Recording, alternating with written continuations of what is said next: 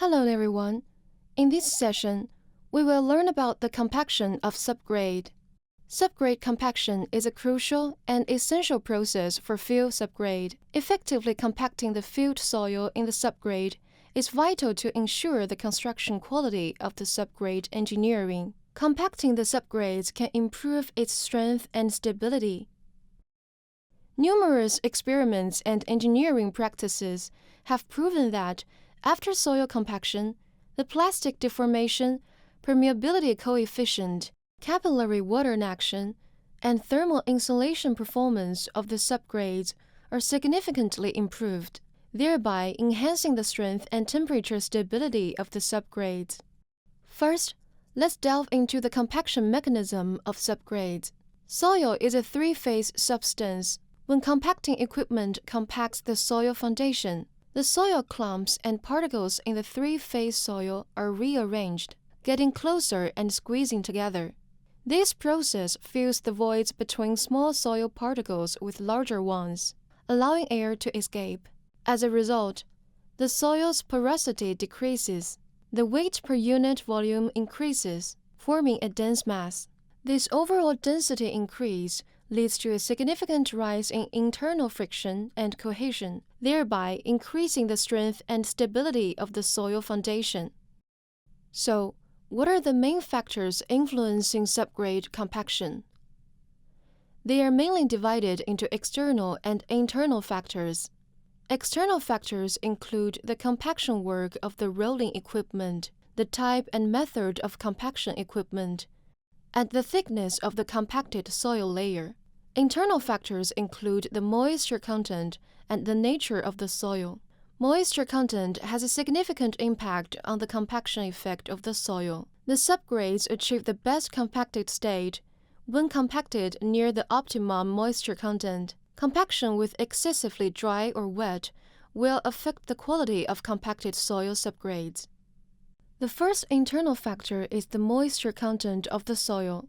For subgrades with excessively dry or wet soil, the optimum compaction cannot be achieved regardless of how they are rolled. During compaction, attention should be paid to the moisture content of the soil. The subgrade is compacted to its densest state at plus or minus 2% of optimal moisture content. Excessively wet soils need to be aired, while excessively dry soils need to be watered. When adding water to excessively dry soil, the water quantity can be estimated using the following formula, taking into account the evaporative consumption of water. The second internal factor is the soil type. Different soil types have significantly different compaction performances. Generally speaking, non-cohesive soils have better compaction effects, with smaller optimum moisture content and larger maximum dry density. They exhibit less compression under static loading, but can be easily compacted, especially under vibrational effects. Compaction effects are poorer for cohesive soils, fine-grained soils, and other dispersed soils. This is mainly due to the large specific surface area, high cohesive force, large water film requirements on the surface of these fine particles, higher optimum moisture content, and relatively smaller maximum dry density.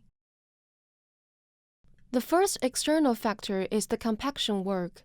The compaction work has a significant impact on subgrade compaction.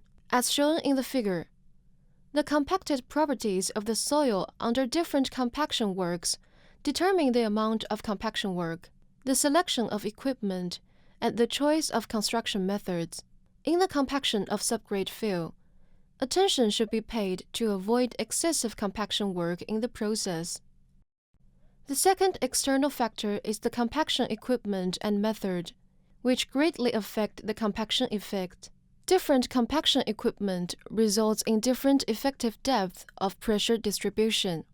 The quality and duration of compaction equipment operation also affect the compaction effect. Higher rolling speed lead to poorer compaction effects. The third external factor is the thickness of the subgrade field. The compaction thickness has a significant impact on the compaction effect. If the compaction thickness is too thin, the construction is uneconomical. If it is too thick, the design requirements may not be met. Therefore, the actual compaction thickness during construction should be determined through on-site tests to identify a suitable paving thickness. That's all for today. Thank you for listening.